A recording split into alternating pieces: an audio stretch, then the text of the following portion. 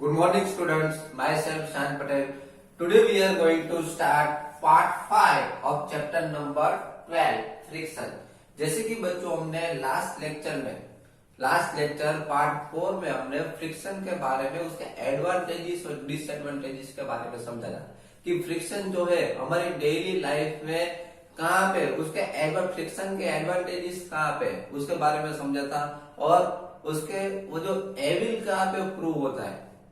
Friction हमारी daily life में evil means उसके डिसएडवांटेज कौन कौन से उसके बारे में हमने लास्ट लेक्चर में पार्ट 4 में डिटेल में समझ लिया। ओके, नाउ आज हम पार्ट 5 में उस इंक्रीजिंग फ्रिक्शन कहाँ पे इंक्रीज होता है और कहाँ पे रिड्यूस होता है। हमारी डेली लाइफ में से कौन से एग्जांपल से ऐसी कौन सी एक्टिविटी है जहाँ पे फ्रिक्शन जो है इंक्रीज होता है और जहाँ पे फ्रिक्शन जो है रिड्यूस होता है, उसके एग्जांपल्स के बारे में हम आज समझेंगे। Okay, see here first point is increasing friction जो है कहां पे इंक्रीज होता है। Have you ever thought why the sole of your shoes is groove. आपने कभी सोचा है कि हमारे जो शूज है उसमें ग्रूव होते हैं, वो ग्रूव क्यों किए जाते हैं शूज में, वो स्मूथ क्यों नहीं होता, नीचे की जो सरफेस होती है शूज की नीचे की सरफेस होती है एकदम स्मूथ क्यों नहीं होती, उस पर ग्रूव्स क्यों लगाए जाते हैं। ग्रूव्स भी इस तरीके से ग्रूव्स होते हैं ऐसे। ओके, तो ग्रूव्स क्यों होते हैं, क्या आपने कभी सोचा है। It is done to provide the shoes better grip on the floor so that you can move safely. देखिए यहाँ पे बताया गया है कि ग्रूव्स का रीजन बताया गया है कि शूज में ग्रूव्स क्यों किए जाते हैं, कि शूज में ग्रूव्स इसलिए प्रोवाइड किए जाते हैं कि shoes better grip on the floor. उससे क्या होता है कि फ्लोर पे बेटर ग्रिप आए। समझ में आ रहा है, फ्रिक्शन लगता है ग्रूव्स की वजह से, क्या लगता है, फ्रिक्शन लगता है फ्लोर पे, इसीलिए बेटर ग्रिप के लिए सो that you can move safely, इसलिए हम सेफली मूव हो सकते हैं। ग्रूव्स समझ में आ रहा है, शूज में ग्रूव्स होते हैं जिसकी वजह से ग्रूव्स की वजह से फ्लोर और शूज के बीच में क्या लगता है, फ्रिक्शन लगता है, जिसकी वजह से हम सेफली मूव हो सके। इसके लिए जो शूज होते हैं उसमें ग्रूव्स होते हैं। ओके, ग्रूव्स बनाए जाते हैं। अगर ग्रूव्स नहीं होते, अगर शूज जो है एकदम नीचे से स्मूथ हो तो स्लिप होने के चांसेस ज्यादा रहते हैं। समझ में आ रहा है, इसलिए शूज में ग्रूव्स बनाए जाते हैं। Clear. Now similarly the traded tyres of cars, trucks and bulldozers provide better grip with the ground. देखिए जैसे शूज में जैसे ग्रूव्स लगाए जाते हैं, उसी तरीके से जो ट्रेडेड टायर्स जो होते हैं जैसे लाइक कार्स, ट्रक्स, बुलडोजर, इन सब के टायर्स आपने देखे होंगे। इन सब के टायर्स में इस तरीके से ग्रूव्स होते हैं। देखिए मैंने यहाँ पे एक टायर ड्रॉ किया हुआ है, उसमें रेड कलर के आपको ग्रूव्स दिख रहे हैं। तो टायर्स पे इस तरीके से ग्रूव्स होते हैं। क्यों इस तरीके से ग्रूव्स क्यों होते हैं टायर में, क्योंकि ग्राउंड के साथ बेटर ग्रिप के लिए। समझ में आ गया, ग्रूव्स की वजह से ग्राउंड के साथ उसकी बेटर ग्रिप रहती है।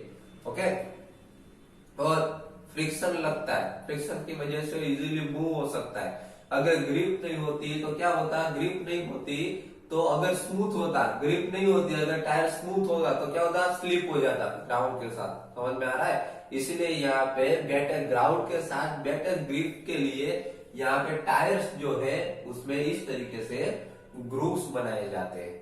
Okay, now we increase friction by using the brake system of bicycles and automobiles।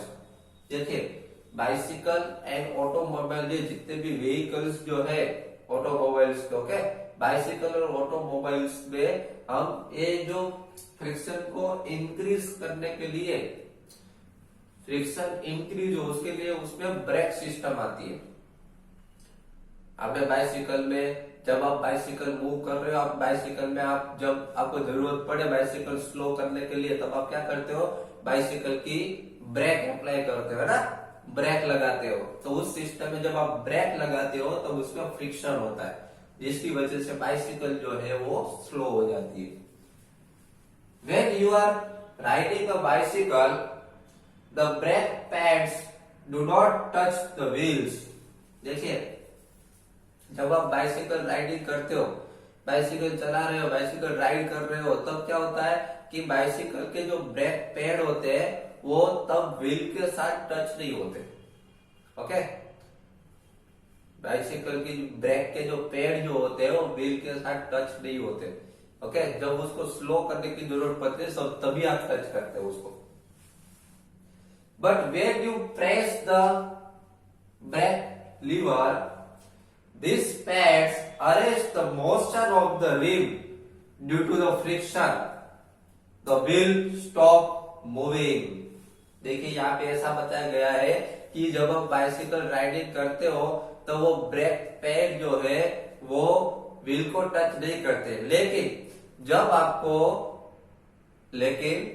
आपको बाइसिकल को स्लो करने की जरूरत पड़ती है, ओके, तब आप क्या करते हो, ब्रेक लीवर, आपका हैंड कहाँ पे होता है, ब्रेक लीवर के पास। जब आप ब्रेक लीवर प्रेस करते हो तब वो जो पैड जो है, ब्रेक पैड जो है वो टायर को क्या हो जाते हैं, टच हो जाते हैं। समझ में आ रहा है? वो ब्रेक पैड जो है उस पे टायर और ब्रेक पैड के बीच में फ्रिक्शन लगता है।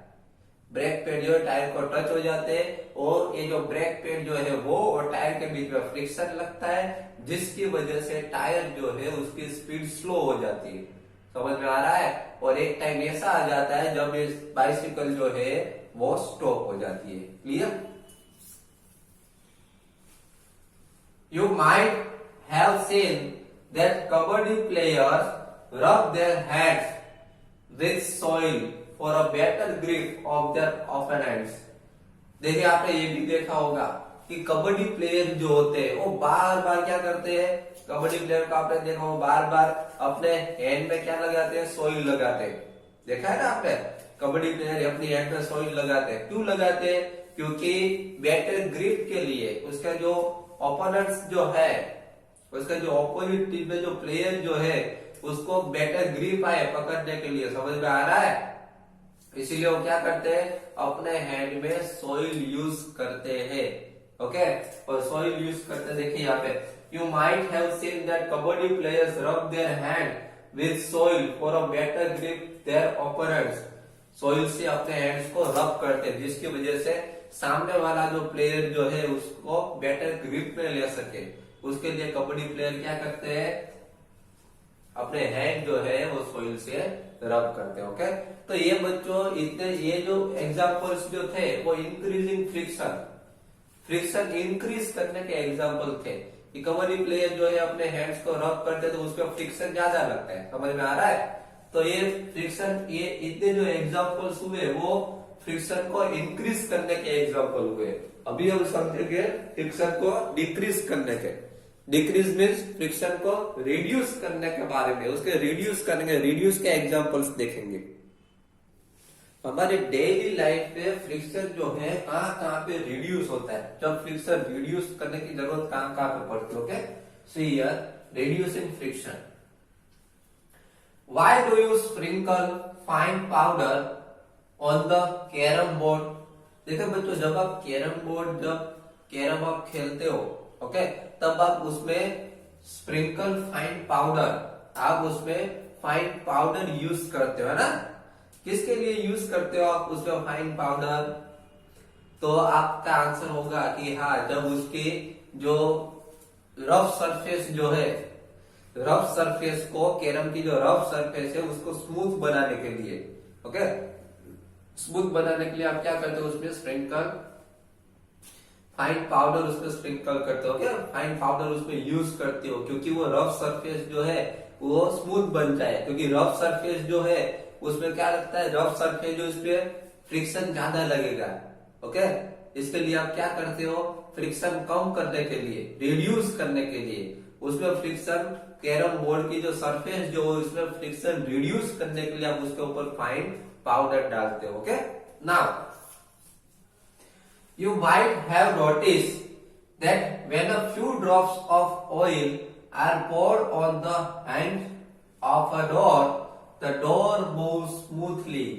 देखिए ये एग्जांपल्स तो आपने देखा ही होगा कि जब डोर जो है, डोर की जो हैंग्स जो होती है उसपे क्या करते हो, डोर की हैंग्स पे ऑयल के ड्रॉप्स डालते हैं, और उस पे ऑयल के ड्रॉप्स डालने की वजह से तो डोर जो है इजीली ओपन और क्लोज अप कर सकते हैं, इजीली उसके, और डोर जो है इजीली स्मूथली वो मूव हो सकता है। किसकी वजह से, तो हमने ऑयल डाला उसकी वजह से। समझ में आ रहा, ऑयल डाला, पहले फ्रिक्शन ज्यादा हो रहा था, ऑयल डाला तो उसकी वजह से फ्रिक्शन होना कम हो गया। ओके, ऑयल डालने की वजह, ऑयल से क्या होता है, फ्रिक्शन जो है वो कम हो जाता है, रिड्यूस हो जाता है, जिसकी वजह से डोर जो है इजीली ओपन और क्लोज हो सकता है। A bicycle and a motor mechanic uses grease between the moving parts of these machines। देखिए बाइसिकल एंड मोटर मैकेनिक्स जो होते हैं, वो जो मूविंग पार्ट जो होते हैं व्हीकल्स में जो मूविंग पार्ट जो होते हैं, ओके, वहां पे क्या करते हैं, वो ग्रीस यूज करते हैं। क्या यूज करते हैं, ग्रीस जो है ग्रीस यूज करते हैं। ग्रीस की वजह से जो मूविंग पार्ट्स जो है, जो पार्ट्स, दो पार्ट्स एक दूसरे के बीच में जहाँ पे फ्रिक्शन लगता हो, दो पार्ट्स के बीच में जहाँ पे फ्रिक्शन लगता हो, ज्यादा फ्रिक्शन हो रहा हो, ज्यादा आवाज आ रही हो, तो उसके बीच में वो ग्रीस अप्लाई कर देते हैं। ग्रीस की वजह से वो फ्रिक्शन जो है वो रिड्यूस हो जाता है। समझ में आ रहा है, इसीलिए ये जो मैकेनिक्स जो होते हैं, बाइसिकल एंड मोटर मैकेनिक्स जो होते हैं, वो ग्रीस यूज करते हैं। ऐसे जब मूविंग पार्ट्स के बीच में जब ज्यादा फ्रिक्शन हो रहा तब उसमें ग्रीस यूज करते हैं। In all the above cases we want to reduce the friction in order to increase efficiency। यहाँ पे ऐसा बताया गया, ऊपर के जितने भी केसेस जो है, डोर वाला केस हमने देखा, बाद में बाइसिकल मोटर व्हीकल्स वाला जो केस देखा, ओके, ये फाइन पाउडर वाला, कैरम वाला जो केस हमने देखा, ये तीनों केस में आपको पता चला कि फ्रिक्शन रिड्यूस करना पड़ता है। किसके लिए, तो बेटर इंक्रीजिंग इफिशियंसी इंक्रीज हो, वर्क अच्छी तरीके से हो, उसके लिए क्या करना पड़ता है कि फ्रिक्शन जो है वो रिड्यूस करना पड़ता है। अगर फ्रिक्शन कम होगा तभी बेटर वर्क होगा। तो ये रिड्यूसिंग फ्रिक्शन के एग्जांपल्स है, जहां पे फ्रिक्शन अच्छा वर्क करने के लिए इफिशियंसी लाने के लिए फ्रिक्शन रिड्यूस करना बहुत ही जरूरी है। ऐसे एग्जांपल्स हुए। Okay, now when oil, grease or graphite is applied between the moving parts of a machine, a thin layer is formed there and moving surfaces do not directly rub against each other। देखिए यहाँ पे ऐसा बताया गया है कि जब oil Greece या फिर ग्रेफाइट जब मूविंग पार्ट्स के बीच में, ओके, मशीन के जो मूविंग पार्ट्स है उसके बीच में जब हम ऑयल, ग्रीस या फिर ग्रेफाइट यूज करते हैं, तब क्या होता है कि thin layer is form there, वहां पे एक थिन लेयर बन जाता है।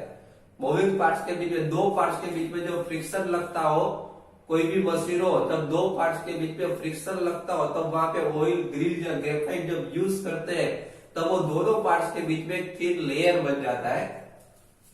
And moving surfaces do not directly रब अगेंस्ट ईच अदर, और मूविंग सरफेसेस जो है उसके बीच में ऑयल, ग्रीस या ग्रेफाइट आ जाता है, जिसकी वजह से जो मूविंग पार्ट जो है दोनों एक दूसरे के साथ डायरेक्टली टच नहीं होते, दोनों की सरफेस एक दूसरे के साथ डायरेक्टली टच नहीं होती, जिसकी वजह से फ्रिक्शन जो है वो रिड्यूस हो जाता है। ओके,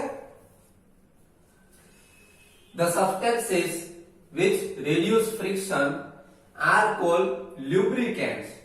ऐसे जो सब्सटेंस जो फ्रिक्शन रिड्यूस करते हैं, ऐसे सब्सटेंस जो फ्रिक्शन रिड्यूस कर देते, फ्रिक्शन कम कर देते, ऐसे सब्सटेंसेस को ल्यूब्रिकेंट्स कहा जाता है। क्या कहा जाता है, ल्यूब्रिकेंट्स। याद रखेगा, मीन्स ऑयल है, ग्रीस है, ग्रेफाइट है, ये सब क्या है, ये सब ल्यूब्रिकेंट्स है। समझ में आ रहा है, जिसकी वजह से फ्रिक्शन रिड्यूस हो, जिसकी वजह से फ्रिक्शन कम हो, वैसे सब्सटेंस को ल्यूब्रिकेंट्स कहा जाता है। इन सम machines it may not be advisable to use oil as lubricants। देखिए कुछ मशीन ऐसे होते हैं जिसमें लुब्रिकेंट्स के लिए ऑयल यूज नहीं कर सकते। ऐसी एडवाइजेबल है कि क्यों कुछ पार्ट्स ऐसे हैं, कुछ मशीन्स ऐसे हैं जिसमें ऑयल का यूज नहीं कर सकते। And air cushion between the moving parts is used to reduce friction.